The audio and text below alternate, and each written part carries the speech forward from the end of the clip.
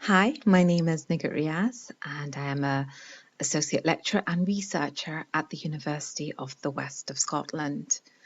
I'm going to share a little bit about who I am and then talk about my research and why it is so relevant in the very hostile environment we are seeing currently.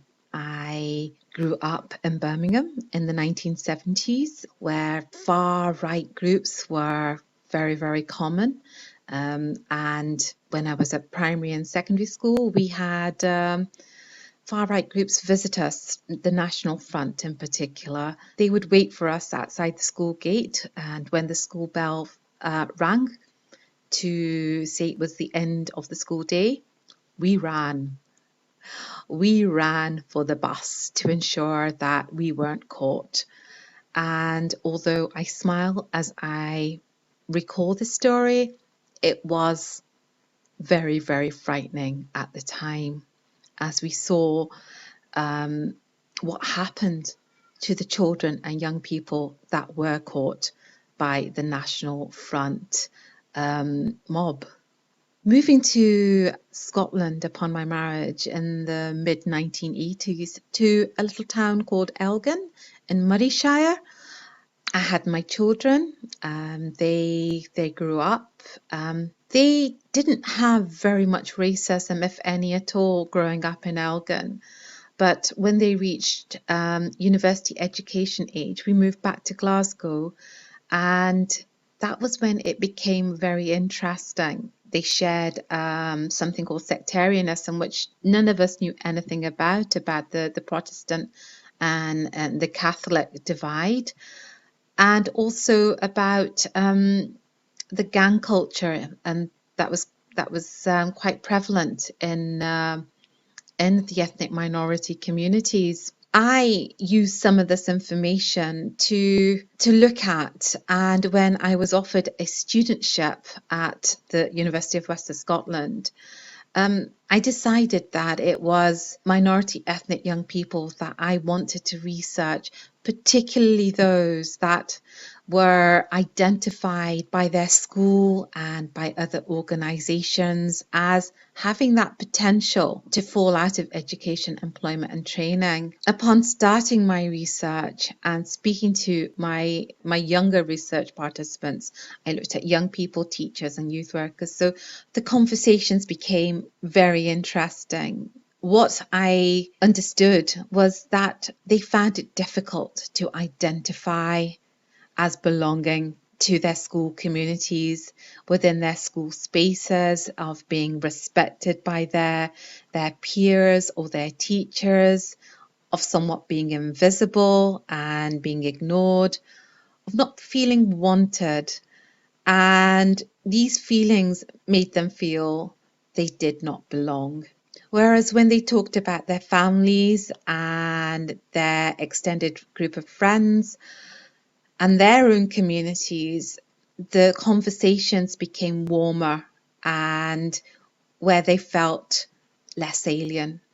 I decided to look on these young people through the policy frameworks, the More Choices, More Chances framework, which looked at how young people were supported as they transitioned out of compulsory education, particularly those that were identified as the most disadvantaged through a list of risk factors. And a high percentage did come from the minority ethnic community. Due to my small scale study, I did find that the young people did not feel that their needs were met, that they were not listened to, and whatever support they did receive as they transitioned onto what is known as a positive pathway came from their friends and their family members. This is not to say that teachers fail the students. Far from it. When I spoke to teachers, it was clear to see that their job remit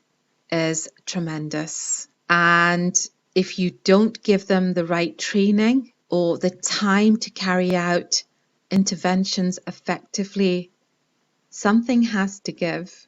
However, the ineffectiveness of policy and practice has pushed certain communities further to the fringes of society. And one such community is from the Black and minority ethnic community, particularly those from the Pakistani Kashmiri cohort.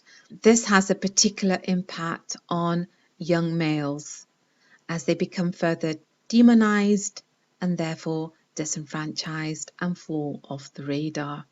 Due to current hostile policies such as Prevent, which is used for safeguarding as a public sector duty piece of legislation, these young people are prone to surveillance and monitoring. They are prone to multiple stops and searches as they go about their day-to-day lives, and navigating public spaces is becoming more difficult.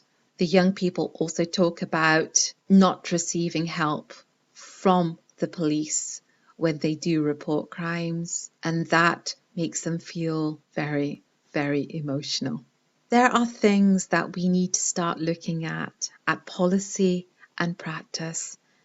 Who actually makes this policy, and are the community involved in this process? And then again, how is it implemented on a societal stage? And again, in education, who ensures that each policy is working in practice? How is it monitored, and how is it fed back to ensure that there is better practice? And that the needs of young people, not just those that are becoming disenfranchised, but those all across the board, their needs are being listened to and being addressed. I look forward to doing more research on this in the following months. But if you have any questions, please do not hesitate to get in touch. Thank you.